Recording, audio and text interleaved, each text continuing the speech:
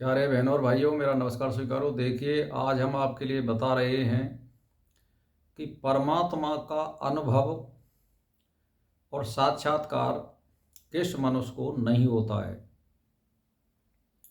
तो देखिए, ये अनुभव किसको होगा, किसको नहीं होगा। जो सच्चे हृदय से, लगन से और मन से, क्रम से, वचन से, शुद्ध भाव से परमात्मा को जो चाहने वाला है, जो निर्लिप होगा, जो बिना लोभ के परमात्मा को चाहने वाला होगा, उसको ये परमात्मा का अनुभव होता है। और जो आडंबरधारी हैं, जिनकी 10-10 गाड़ी चल रही हैं, बड़े बड़े आसनों पर गंगा स्नान कर रहे हैं, ढोल नगारे से कर रहे हैं, चाहे मर जाए कोई भी, लेकिन उनको तो स्नान करना है। उनको परमात्मा का अनुभव नहीं हो सकता है, ना उनको साक्षात्कार हो सकता है। केवल ढोंग से दुनिया को दिखा सकते हैं कि मैं बहुत बड़ा साधु हूँ, परमात्मा की नज़र में तो वो है नहीं है। तो भाई और बहनों, में गीता के अध्याय 15 से मैं इस विषय को ले रहा हूँ कि यत्न करने वाले योगी लोग अपने आप में स्थित इस परमात्मा का अनुभव करते हैं, परंतु जिन्होंने अपना अंतःकरण शुद्ध नहीं किया है, यानी अष्टांग योग का पालन नहीं किया है, जिंदगी भर बस कमर और विदाई और खाने में और उगाई में लगा हुआ है, तो अंतःकरण शुद्ध कहाँ से होगा। दूसरे का अन्न खाओगे बगैर कमाए हुए का, तो वो भी तो कहीं चुकाना पड़ेगा। चाहे आप भिक्षा ले रहे हो, भिक्षा में भी किसी का फ्री नहीं है,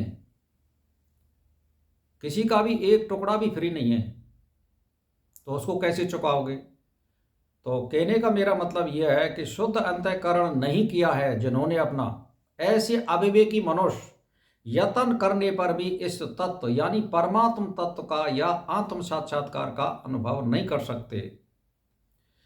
तो सदा ना भोग रहता है, ना संग्रह रहता है। यह विवेक मनुष्य में स्वतः ही है, परंतु जो मनुष्य शास्त्र पढ़ते हुए और जानते हुए, सत्संग करते हुए, साधना करते हुए भी भोग और संग्रह के अलावा कुछ नहीं करते हैं, उनके लिए वे मनुष्य अकृत आत्मा हैं। ऐसे मनुष्यों को 18वें अध्याय के 16वें श्लोक में भगवान ने अकृत बुद्धि और दुर्गति कहा है। यद्य परमात्मा प्राप्ति कठिन नहीं है, तथापि भीतर में राग, आसक्ति, सुख बुद्धि पड़ी रहने से वे साधन करते हुए भी परमात्मा को नहीं जानते। कारण कि भोग और संग्रह में रुचि रखने वाले मनुष्य का विवेक स्थिर नहीं रहता है। तो वे फिर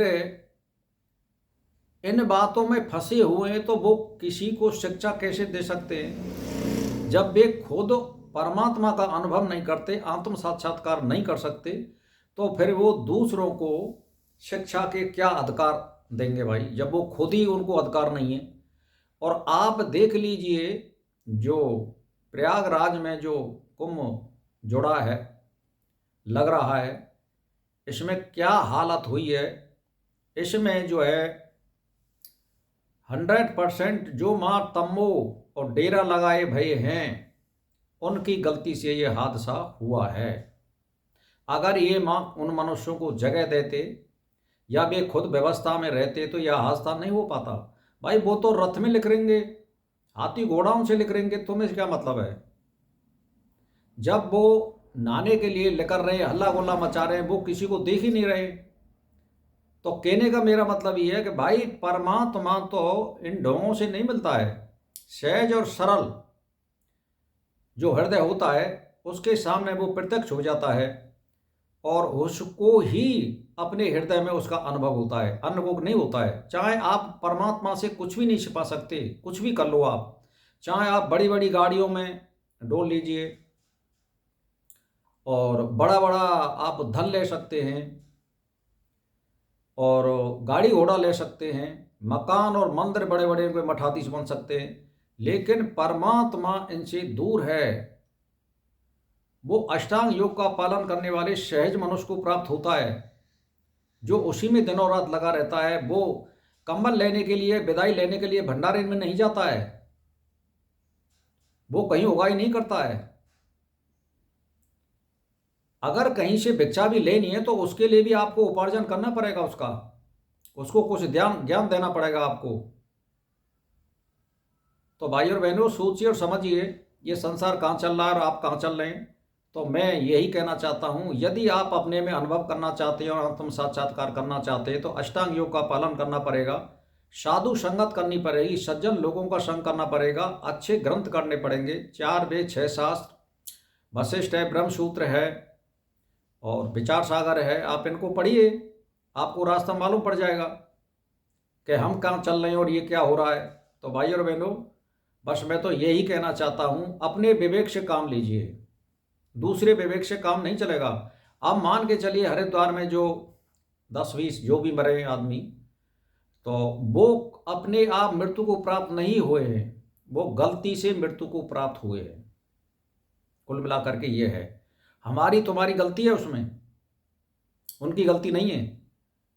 तो इसीलिए विवेक से ज्ञान लेना चाहिए, उनको वहाँ नहीं सोना चाहिए था और भगदड़ करने वालों को, दूसरों को नहीं कुचलना चाहिए था। ये ज्ञान में आता है, ये आज नहीं मरे कुंभ में, पहले मरे थे।